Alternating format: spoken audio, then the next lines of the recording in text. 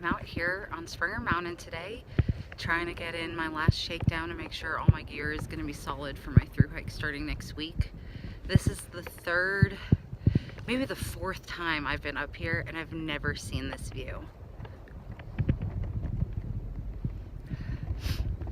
It's really windy. I was planning on making it all the way to Three Forks today, but I don't think that's going to happen, so I'm going to shelter at Stover Creek just in case if it does rain, since I do have my down quilt, and it will be my first time overnighting with it, so just want to make sure that I'm not using it the first time in a complete downpour in my tent.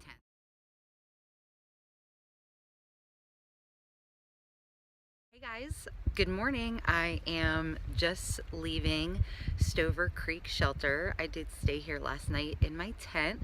It was really windy. Not that chilly, but because of the wind it felt a lot colder than it really was, so wasn't really willing to leave my tent once I got in there.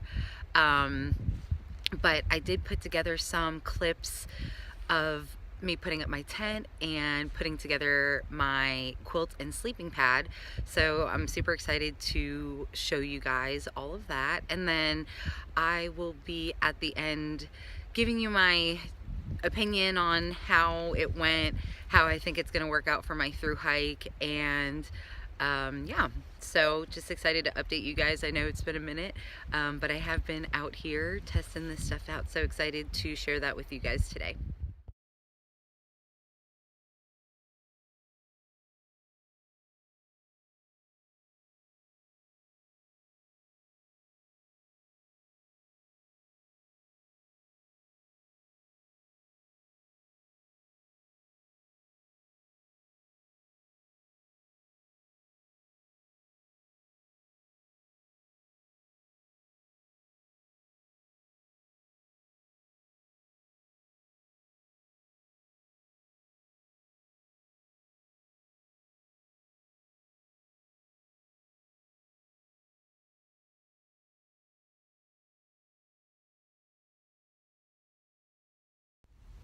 Hey guys, so now that my tent is set up, I want to show you my sleeping pad. This is the Big Agnes Air AXL. And it has the option to use something called a pump sack, which is essentially a dry sack but also works as an air pump. So I will demonstrate that for you guys now.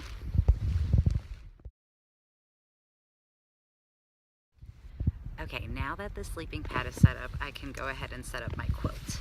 So my quilt has these little loops that I can stick this toggle through.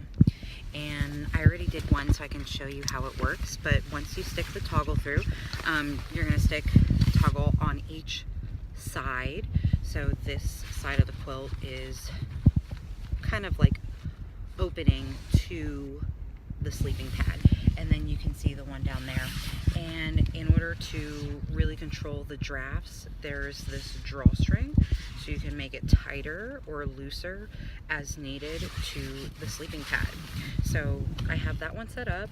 This is the bottom loop closest to the foot box, and then I'm going to set up a second loop right here in the center, and then that'll leave this loop open, so it'll keep me nice and toasty, but if I do get too warm, I'll have the ability to just pull the quilt back and let some draft in. There, now you can see I am suspended to the actual sleeping pad. And up here, I just crawl right in. Now I am a little nervous I will be slightly cold because of drafts, especially in the Smokies, being that they just got 10 inches of snow this past week. So I do have a Sea to Summit silk liner.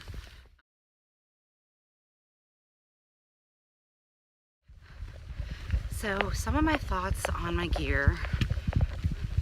My sleeping pad is really loud, like really loud. I really hope I wasn't disturbing the two other nice ladies who were tenting beside me. It's not that hard to pump up though. With the pump sack, it makes it really easy.